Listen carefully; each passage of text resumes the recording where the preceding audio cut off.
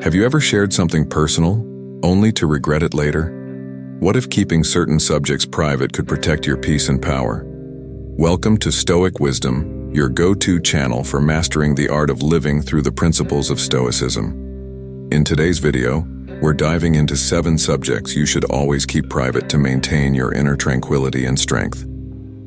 Imagine how much calmer and more in control you would feel by keeping these key areas of your life confidential.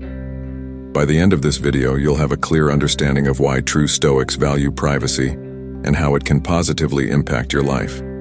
But first, let's explore why privacy is such a crucial component of Stoic wisdom. The ancient Stoics believed that maintaining control over your personal information helps safeguard your inner peace and prevents unnecessary conflicts.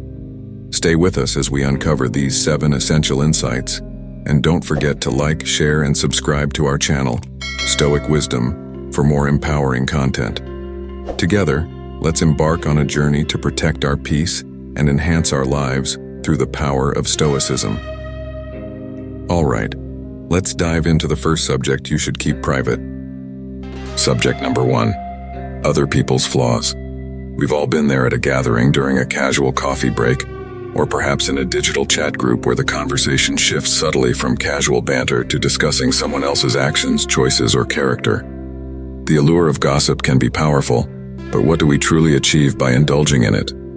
At its core, this practice sidetracks us from our personal growth journey, sowing seeds of negativity in our minds and the environment around us. For instance, imagine being at a family dinner where Aunt Martha's penchant for being perennially late becomes the evening's jest. Or, think about those times in the office pantry when colleagues gather, murmuring about someone's attire that might not meet the standard. These conversations might offer a brief, fleeting sense of camaraderie or superiority, but they erode the bonds of trust and companionship over time. A common misconception is that discussing others' flaws makes us more vigilant about our own. However, it does the opposite. Continual focus on external flaws can make us complacent about our internal growth. Instead, if we channel that energy towards understanding our own behaviors and attitudes, we stand to gain so much more. And it's worth remembering Marcus Aurelius's words in moments like these.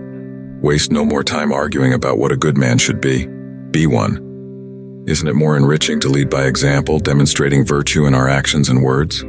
There's a certain serenity that comes with consciously deciding not to partake in gossip or needless criticism. The next time you find yourself in such a situation, you could consider guiding the conversation towards a more positive topic, or simply choose to listen without contributing. This not only preserves your peace of mind, but also subtly encourages a more uplifting environment for everyone involved.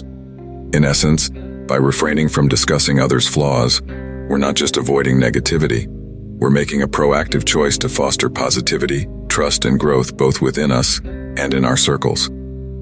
Subject number 2, your personal wealth or lack of it. In our digital age, where a casual scroll through social media often presents us with displays of affluence and curated success, discussing personal wealth, or the lack thereof, has become a precarious territory. On one side, there's the subtle pressure to keep up with the Joneses, and on the other, a fear of being perceived as lacking. Yet beneath these discussions and comparisons lies a turbulent undercurrent of emotions: envy, pride, insecurity, or sometimes even despair. Picture this. You're at a gathering where friends are discussing their recent vacations. One visited the Maldives and stayed in an overwater villa. Another explored the romantic streets of Paris. Listening to their tales, you feel a pang. Maybe you couldn't afford a vacation this year or chose to save for something else. The immediate reaction might be to either defensively justify your choices, or alternatively, share a past experience to level the playing field.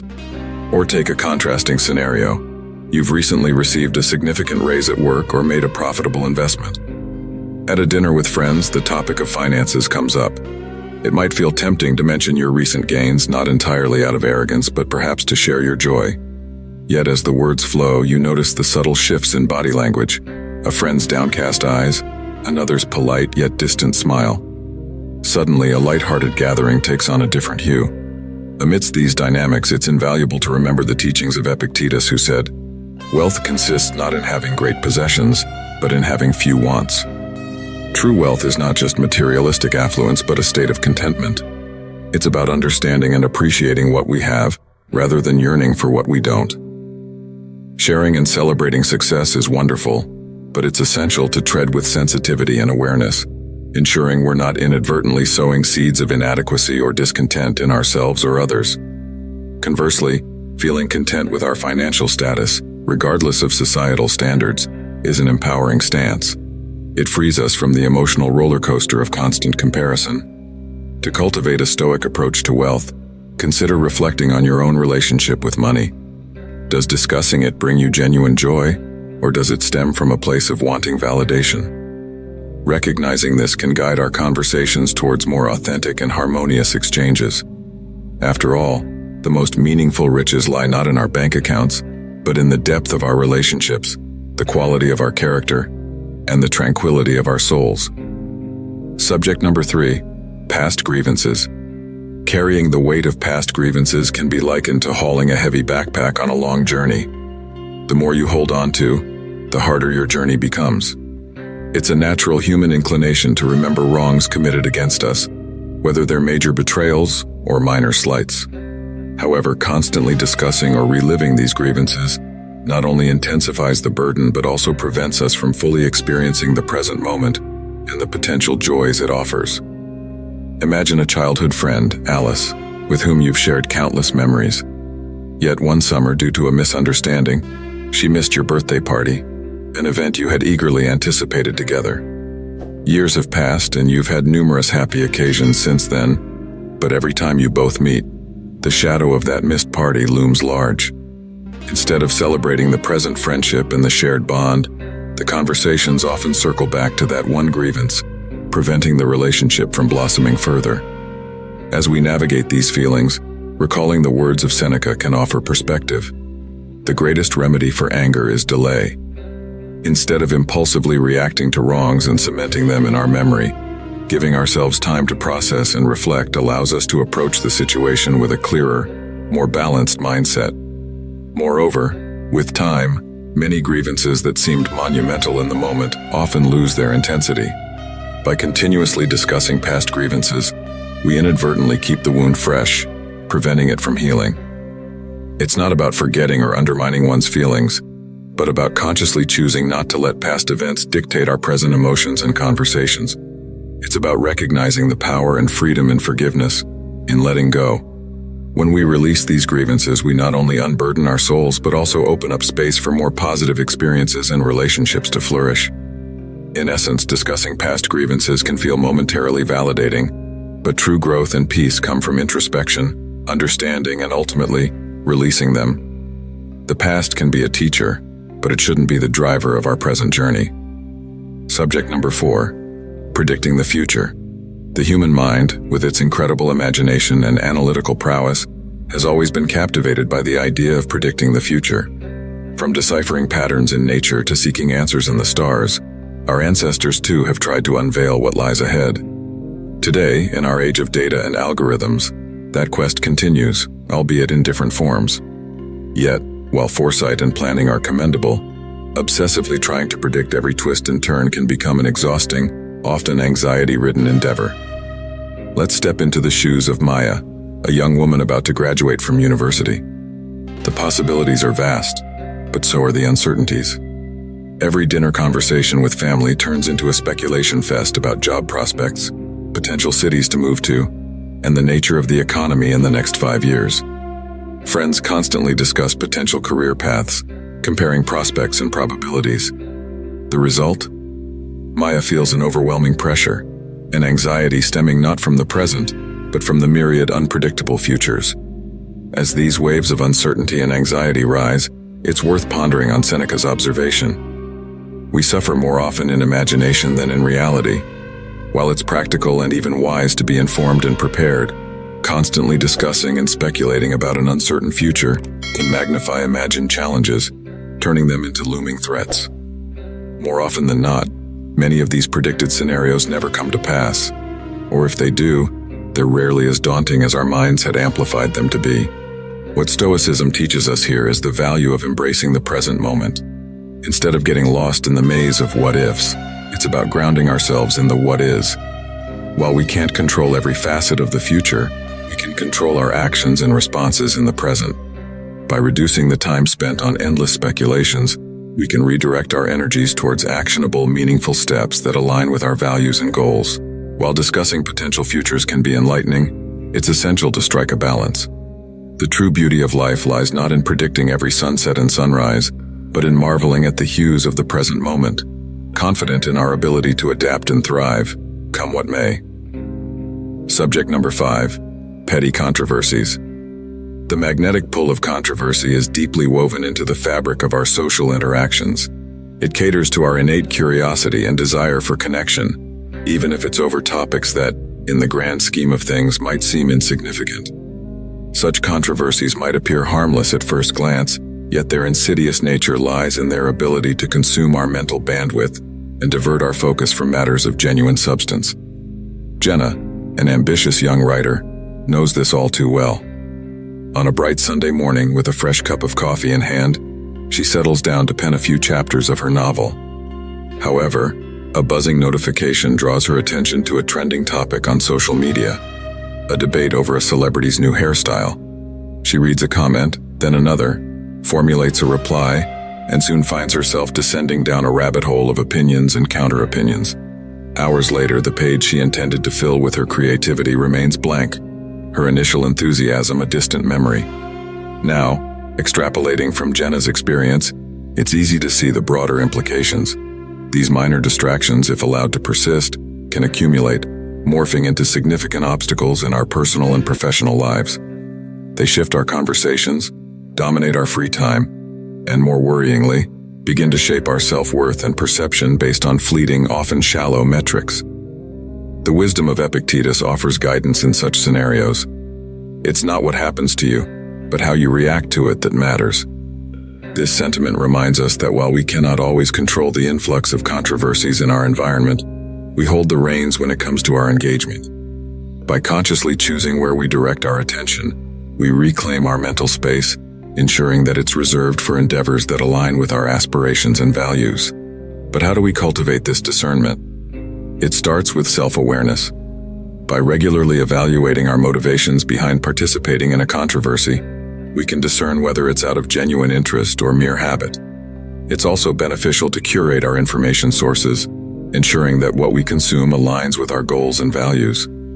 To immerse oneself in the vast ocean of controversies is a choice. Yet, with awareness and intention, we can sail these waters, anchoring ourselves in discussions of depth and substance, and steering clear of the ephemeral whirlpools that seek to draw us in. The journey towards discernment is continuous, but with each conscious decision, we move closer to a life of purpose, undeterred by the fleeting storms of petty controversies. Subject number 6. Vain displays of knowledge. The pursuit of knowledge is a noble endeavor, yet it can sometimes lead us astray when the intent behind it shifts from personal growth to mere showmanship. Flaunting knowledge without genuine purpose is akin to hoarding treasures in a chest and displaying them for fleeting admiration, rather than using them to enrich one's life or the lives of others. Take the case of Arya, a passionate reader who always had a book in hand. Over time, her love for learning gave her a vast reservoir of knowledge on diverse topics. However, as she began to receive admiration for her intellect, a subtle change occurred. Instead of sharing knowledge to enlighten or assist others, her conversation started taking on a different tone. Whenever discussions arose, Arya would interject with obscure facts, often derailing the conversation's flow or overshadowing others' contributions. Instead of fostering connections and understanding, her interactions began to create distance and subtle alienation among her peers. While it's commendable to be well-informed and knowledgeable, the essence of acquiring wisdom is not just in its accumulation, but in its apt application. Knowledge, when used as a tool for vanity, can become isolating. It can transform from a bridge that connects people to a wall that distances them. Seneca once said, "True happiness is to enjoy the present, without anxious dependence upon the future." In the context of our discussion, this could be interpreted as enjoying the process of learning and sharing knowledge genuinely, without the anxiety of constantly proving oneself or seeking validation. A genuine display of knowledge is not in reciting facts, but in applying them meaningfully, in aiding understanding, in fostering connections, and in using what we know to uplift ourselves and others. It's about knowing when to speak, what to share, and how to communicate, ensuring that the essence of the message is not lost in the clamor for recognition. In our journey of continuous learning, it's crucial to frequently introspect and evaluate our intentions. Are we seeking knowledge to grow, or are we seeking it to glow? By aligning our quest for knowledge with the genuine intention of personal growth and positive contribution, we can ensure that our wisdom becomes a beacon of light for ourselves and those around us, rather than a mere decorative lamp, admired but not illuminating. Subject number 7. Obsessive self-criticism. In an era where perfection is often celebrated, it's common for many of us to hold ourselves to incredibly high standards. While aiming for excellence can drive progress, incessantly critiquing every action and thought can become counterproductive. Imagine tirelessly preparing for an important presentation or project, only to constantly belittle your efforts, second-guessing every choice, or worrying about each word you'd say. Instead of focusing on delivering with confidence, you're entangled in a web of overanalysis, where the fear of perceived inadequacy overshadows genuine effort. This relentless internal scrutiny, instead of acting as a motivator, can become a deterrent. It can hinder spontaneity, reduce creativity, and even impact overall well-being. The excitement of starting a new endeavor or the joy of completing a task can quickly be clouded by the persistent voice that asks, "Was it good enough?" Embedded within this challenge is a Stoic reflection by Marcus Aurelius. The universe is change. Our life is what our thoughts make it. If our thoughts are perpetually critical, our reality mirrors that negativity. But if we can manage to harness our thoughts, we have the power to reshape our reality. Breaking free from this cycle of self-criticism involves recognizing and challenging these self-deprecating thoughts. It's about understanding the difference between wanting to improve and unnecessarily pulling oneself down. It might help to consider whether you would subject a friend to the same level of criticism you apply to yourself. Often we are our own harshest critics. Fostering a mindset of growth, where mistakes are seen as stepping stones and not stumbling blocks, can pave the way for healthier self-assessment. By celebrating small victories and understanding that the path to success is often non-linear, we can navigate our journey with a balanced perspective, embracing both our strengths and areas of improvement. In essence, while self-awareness is a valuable asset, obsessive self-criticism can be a formidable obstacle. By cultivating a mindset of growth, compassion, and understanding, we can achieve a harmonious balance that fuels progress without compromising well-being. In our journey through life, understanding the nature of our conversations, both internal and external, can significantly shape our experiences and perceptions. And there you have it, 7 crucial subjects you should always keep private to maintain your inner peace and strength. By guarding these aspects of your life, you can cultivate a more tranquil and empowered existence. Remember, practicing privacy is a powerful tool in the Stoics' arsenal. It helps you protect your energy, avoid unnecessary conflicts, and stay focused on what truly matters. We hope you found this video insightful and practical. If you enjoyed it, please give it a thumbs up and share it with friends who could benefit from these Stoic principles. At Stoic Wisdom, we're committed to bringing you valuable insights and practical tips from the world of Stoicism. If you haven't already, make sure to hit that subscribe button and click the bell icon so you never miss an update. We'd love to hear your thoughts and experiences. Leave a comment below about how privacy has positively impacted your life, or which subject you found most surprising. Thank you for watching and being a part of our community. Together, let's continue to grow, learn, and become the best versions of ourselves. Stay tuned for more content on how to live a fulfilling and resilient life through the power of Stoicism. Until next time, stay calm and stay wise.